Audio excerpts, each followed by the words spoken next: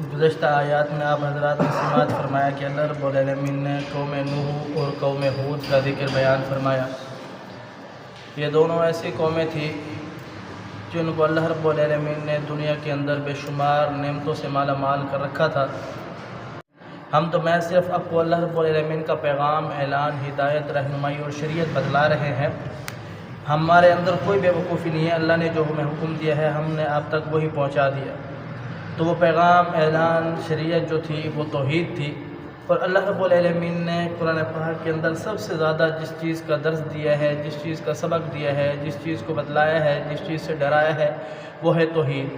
کیونکہ توحید ایک ایسا عمل ہے، ایسا عقیدہ ہے، ایسا نظریہ ہے کہ جو بہتر ہو، صحیح ہو تو اللہ کے ہاں چھوٹے سے چھوٹا عمل بھی قابل قبول ہے۔ اگر توحید کے اندر نقص پیدا ہو گیا تو پھر اللہ رب العالمین کے ہاں بڑے بڑے اعمال کوئی معنی نہیں رکھتے، کوئی فائدہ نہیں دیں گے۔ تو توحید چیز کیا ہے؟ توحید کہتے ہیں ایک رب ماننا، اس ایک رب کی عبادت کرنا، اس ایک رب کو پکارنا، اس ایک رب کے سامنے اپنی حاجات رکھنا، اس ایک رب کے سامنے سے اپنے دعاؤں کو رکھنا۔ وہی اکیلا پوری کل کائنات کا خالق، مالک، رازق ہے، کوئی اس کا ہمسر، کوئی اس کا ثانی نہیں ہے، کوئی اس کے ہاں سفارشی نہیں ہے۔ یہ توحید ہے۔ گزشتہ آیات میں آپ حضرات نے سماعت فرمایا کہ یہ لوگ جو تھے قوم ہود علیہ السلام، انہوں نے نافرمانی کی، اور انہوں نے قوم عاد نے بھی، اور پھر اس کے بعد اللہ رب العالمین نے اسے کیا سزا دی۔ اب رب تعالیٰ بیان فرماتے ہیں کہ انہوں نے نافرمانی کیا کی۔ آگے رب تعالیٰ بیان فرماتے ہیں قالوا اجئتنا لنعبد اللہ وحدہ ونذر ما كان يعبد آباؤنا۔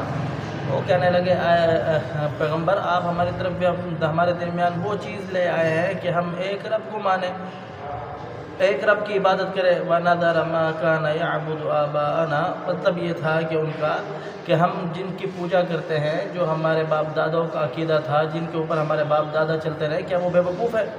ہم اس کو چھوڑ دیں گے۔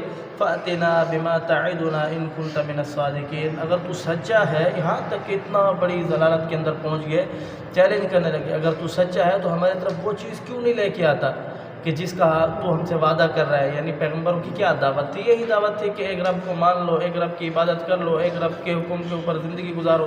اگر نہیں گزارو گے تو پھر اللہ رب العالمین کا سخت عذاب آئے گا، دنیا بھی آپ کی برباد ہو جائے گی، اور آخرت تو ویسے برباد ہوگی اگر اللہ کی نافرمانی کی۔ تو انہوں نے اللہ رب العالمین کی بات ماننے کی بجائے پیغمبروں کو چیلنج کر دیا کہ وہ بات لیا جس کا اللہ رب العالمین نے ہم سے وعدہ کیا، یعنی کہ اللہ کا عذاب۔ پھر اللہ کا رب العالمین کا عذاب آیا۔ پھر عذاب اس طریقے سے آیا، یہ اپنے آپ کو بڑے طاقتور کہنے والے، جو پہاڑوں کو تراش کر کے اپنا گھر بنا لیتے تھے، جن کے قد بڑے لمبے تھے، اور جو اپنی طاقت پر بڑا ان کو ناد تھا، کہ بھروسہ تھا کہ ہم جیسی طاقت اللہ نے کسی کو نہیں دی، لیکن اس کے باوجود اللہ فرماتے ہیں جب ہم نے ان کے اوپر عذاب مسلط کیا تو ان کی صورت یہ تھی کہ ایسے پڑے ہوئے تھے جیسے کھجوروں کے تنے پڑے ہوتے ہیں۔ تو اللہ رب العالمین کے ہاں عمل کی حیثیت ہے، قد و قامت کی حیثیت نہیں ہے، طاقت کی حیثیت نہیں ہے، وہ سب طاقتوروں سے بڑا طاقتور ہے۔ اس کے ہاں کوئی کسی کا اختیار نہیں چلتا، وہ جو چاہے کن کہتا ہے فیکون، بس وہ ہو جاتا ہے۔ لہذا اللہ رب العالمین کے حکم کے مطابق اپنی زندگی گزارنی چاہیے۔ اللہ سمجھنے عمل کی توفیق دے۔ لہذا استغفر اللہ لی و لکم ولسائر المسلمین۔